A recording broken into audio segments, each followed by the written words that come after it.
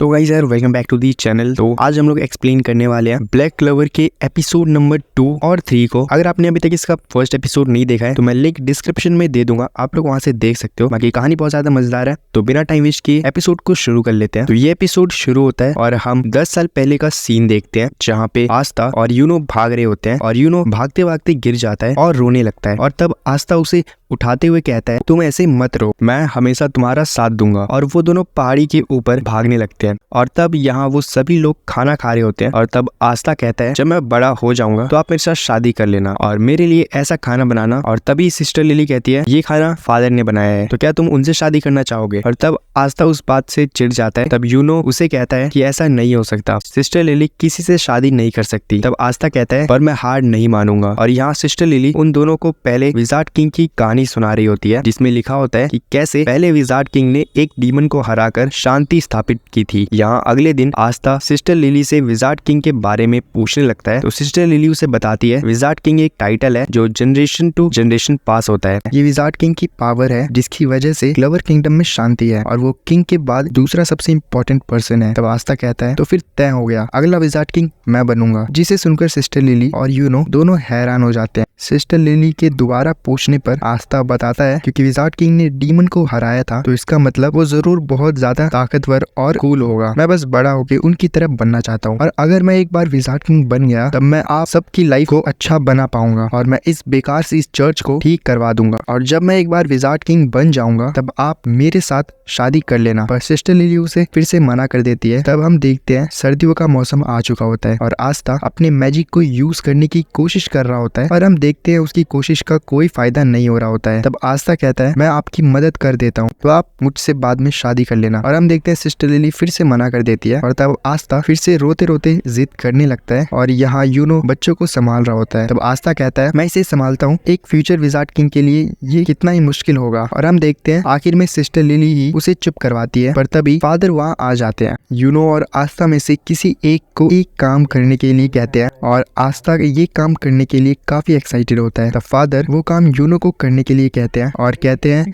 ये बहुत important letter है तो मैं इसे आस्था को नहीं दे सकता, तो चुपके से ये काम तुम कर लो। मुझे पास के विलेज के मेयर से मिलना होगा क्योंकि हमें सर्दियों के लिए खाना चाहिए। तब यूनो उस लेटर को लेकर वहाँ से चला जाता है। तब रेखा आस्था से कहती है, तो अगर तुम मैजिक यूज नहीं कर सकते तो कम से कम लकड़ियां ही काट दो, आखिरकार तुम कुछ तो काम आओगे। तब हम देखते हैं एक आदमी पैसे ना होने की वजह से उसे उस जगह से बाहर निकाल दिया जाता है। पर तभी यूनो वहाँ से गुजर रहा होता है और वो उसके गले में लगे पेंडेंट को देखकर वो आदमी मुस्कुराने लगता है और यूनो उस लेटर को सक्सेसफुली डिलीवर कर देता है। तब वो आदमी यूनो को रोक लेता है और यहाँ पे सिस्टर लिली यूनो की फिक्र कर रही होती है। तब वो आदमी यूनो को मारकर उसका पेंडेंट ले लेता है और यूनो रोते रोते अपना पेंडेंट वापस मांग रहा होता है और अपने मैजिक को यूज करने लगता है। तब वो आदमी कहता है, अगर तुम इस बेकार से स्पेल से मेरे साथ लड़ोगे तो मारे जाओगे। पर तभी हम देखते हैं आस्था उस आदमी के ऊपर कूद जाता है पर वो आदमी उसे दूर फेंक देता है और आस्था फिर भी उस आदमी को नहीं छोड़ रहा होता है और वो आदमी बार बार आस्था को मार रहा होता है। पर हम देखते हैं आस्था फिर भी हार नहीं मान रहा होता है, जिससे तंग आकर वो आदमी उस पेंडेंट को वहीं फेंक कर वहां से चला जाता है और आस्था नीचे गिर जाता है और यूनो उससे माफी मांगने लगता है। तो आस्था कहता है, मेरी इतनी चिंता मत करो, मैंने तो तुम्हें पहले ही कहा था मैं हमेशा तुम्हारे साथ रहूंगा। और यहाँ प्रेजेंट में यूनो सोच रहा होता है, तुमने हमेशा वो किया है जो हम कभी सोच भी नहीं सकते। और यहाँ एक दुश्मन कह रहा होता है कि तुम्हारे पास तो कोई मैजिक ही नहीं था, तो तुम्हारे पास ये ग्रिमोर कैसे आ गई, आखिर तुम हो क्या? वो अपनी चेन से आस्था के ऊपर हमला करने लगता है। आस्था अपनी तलवार से उसके मैजिक को काट देता है और अपनी पूरी पावर से उसके ऊपर हमला करने लगता है और कहता है, चाहे मेरे पास कोई मैजिकल पावर ना हो लेकिन मैं फिर भी विजार्ड किंग बन के रहूंगा और कभी हार ना मानना ही मेरा मैजिक है। और उसे दीवार में फेंक देता है और कहता है, मैंने हमेशा अपनी बॉडी को ट्रेन किया है, वो आखिरकार आज मेरे काम आ ही गया। और हमें फिर से पास्ट का सीन दिखाया जाता है। यूनो आस्था से माफी मांग रहा होता है। तब आस्था कहता है, ये तो कुछ भी नहीं है, तुम्हारी इसमें कोई गलती नहीं है और मैं विजार्ड किंग बनकर तुम्हें और बाकी सबको बचाऊंगा और तुम्हें किसी चीज की चिंता करने की भी जरूरत नहीं पड़ेगी। मैं सबको ये प्रूफ कर दूंगा, चाहे आप गरीब हो या फिर अनाथ हो, आप फिर भी विजार्ड किंग बन सकते हैं। कोई भी ये कर सकता है अगर कोई पूरी शिद्दत से करना चाहे, चाहे वो मैं हूँ या फिर तो। और तब यूनो अपने आंसू पोंछ कर कहता है, अब से मैं कभी नहीं रहूंगा मैंने सोच लिया है मैं भी विज़ार्ड किंग बनूंगा और मैं भी स्ट्रांग होकर तुम सबको बचाऊंगा ताकि मैं तुम सबकी जिंदगियों को बदल सकूं और मैं कभी हार नहीं मानूंगा। और यहाँ प्रेजेंट में आस्था यूनो को अपनी ग्रिमॉयर दिखा रहा होता है। तब यूनो कहता है एक दिन मैं इस एहसान को जरूर चुका दूंगा। आस्था क्या तुम्हें हमारा प्रॉमिस याद है? और तब हमें वो प्रॉमिस दिखाया जाता है जहाँ वो दोनों एक दूसरे को अपना राइवल मानते हैं। तब आस्था कहता है मुझे तो लगा था तुम भूल चुके होगे। यूनो कहता है वो तुम थे आस्था जिसने मुझे उम्मीद दी थी कि हम जैसे लोग भी इस दुनिया में कुछ बड़ा हासिल कर सकते हैं और इसे पूरा करने के लिए तब वो दोनों कहते हैं बनने के लिए अपनी पूरी जान लगा देंगे। और यहाँ हम देखते हैं कि एक डीमन शहर पर हमला कर देता है और तब एक विज़ार्ड उससे हरा देता है। और हमें बताया जाता है कि जब एक डीमन की वजह से पूरी ह्यूमैनिटी पर खतरा था तब एक अकेली विज़ार्ड ने आकर पूरी इंसानियत को बचाया था और तब उसे विज़ार्ड किंग का दर्जा दिया गया था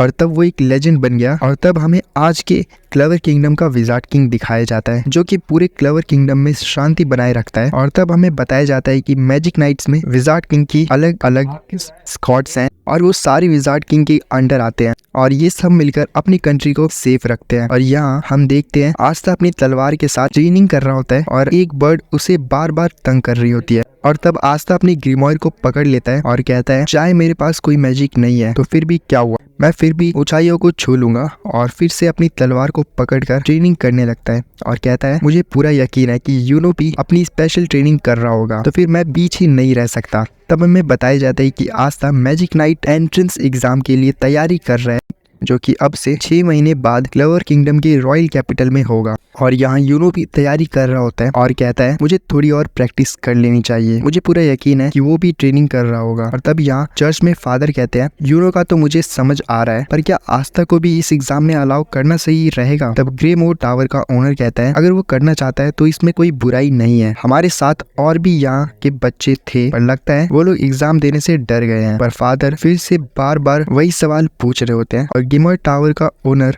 जवाब देता है और कहता है मुझे समझ आ रहा है कि अगर आस्था रॉयल कैपिटल चला गया तो तुम्हें अकेलापन महसूस होगा। तब फादर कहते हैं ऐसी कोई बात नहीं है, हमें पता है कि आस्था फेल होने वाला है तो फिर इस एग्जाम में पार्टिसिपेट करने का क्या पॉइंट, और बाकी बच्चे भी उसे बहुत मिस करेंगे और तुम दोनों मुझे ऐसे देखना बंद करो। तब सिस्टर लिली कहती है मैं भी उन्हें मिस करूंगी पर उन्हें अपने अपने रास्ते पर जाना चाहिए। तब ग्लिमर टावर का ओनर कहता है तुम इस तरह सोचो अगर यूनो जीत भी गया तो आस्था हार कर तो वापस आ ही जाएगा। तब फादर खुश होकर कहते हैं आप सही कह रहे हैं, चाहे यूनो चला जाएगा पर आस्था तो हमारे पास वापस आ ही जाएगा। और अब आस्था की ग्लिमर के बारे में बात करते हैं और वो कहते हैं क्या आपको सच में लगता है कि वो एक ड्रीम है क्योंकि आस्था के पास तो कोई मैजिक ही नहीं है? तो ग्लिमर टावर का ओनर कहता है मुझे उसके बारे में कुछ नहीं पता और सोचता है 5 लीफ ग्लिमर, ये बहुत अजीब बात है। और यहाँ आस्था ट्रेनिंग करते हुए चर्च की तरफ जा रहा होता है और आस्था को देखकर यूनो भी भागना शुरू कर देता है। तब वो दोनों चर्च पहुंच जाते हैं। हम दोनों में से फर्स्ट कौन आया? तब कोई कहता है यूनो तुमसे थोड़ा ज्यादा फास्ट था।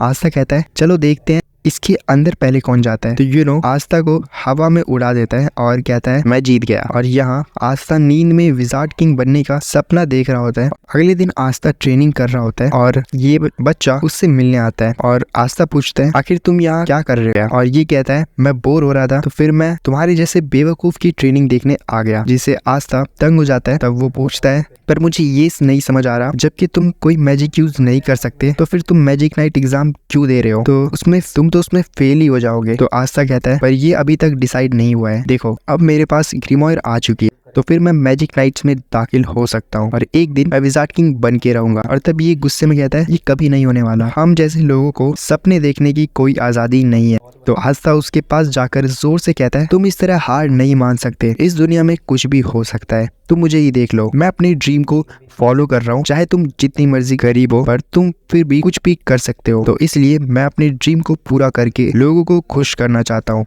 और मैं मैजिक नाइट को ज्वाइन करके और विज़ार्ड किंग बनकर ये प्रूव कर दूंगा। और यहाँ रात को यूनो और आस्था के जाने से पहले एक पार्टी रखी होती है और आस्था फादर को बहुत प्यार से देख रहा होता है। तो फादर कहते हैं कि आखिर ये तुम्हारे लिए नहीं है और वैसे तो ये यूनो के लिए ही है क्योंकि यूनो ही सिर्फ इस एग्जाम को पास करेगा और एग्जाम में फेल होने के बाद शर्मिंदा होने की जरूरत नहीं है। और वैसे भी कोई ये एक्सपेक्ट नहीं कर रहा है कि तुम पास हो जाओ, चाहे जो मर्जी हो जाए, ये चर्च हमेशा तुम्हारा घर रहेगा। तब आस्था कहता है ये सारी बातें आप यूनो को भी तो कह सकते हो। तो फादर मना कर देते हैं। तब आस्था कहता है ये गलत बात है, मैं एक दिन विजार्ड किंग बनूंगा और तब मैं सिस्टर लिली से शादी करने वापस आ जाऊंगा। तब सिस्टर लिली अपने मैजिक से आस्था के सिर पर मार देती है और सबको खाना खाने के लिए कहती है। और अगले दिन वो सब आस्था और यूनो को अलविदा कहने लगते हैं। तब यूनो कहता है इतनी चिंता मत करो, आस्था बहुत जल्दी वापस आने वाला है। और अगर आस्था अगर तुम किसी तरह मैजिक नाइट में एंटर हो गए तो मैं भी विश्वास कर लूंगा कि इस दुनिया में सपने पूरे होते हैं और मैं जो चाहूँ वो बन सकता हूँ।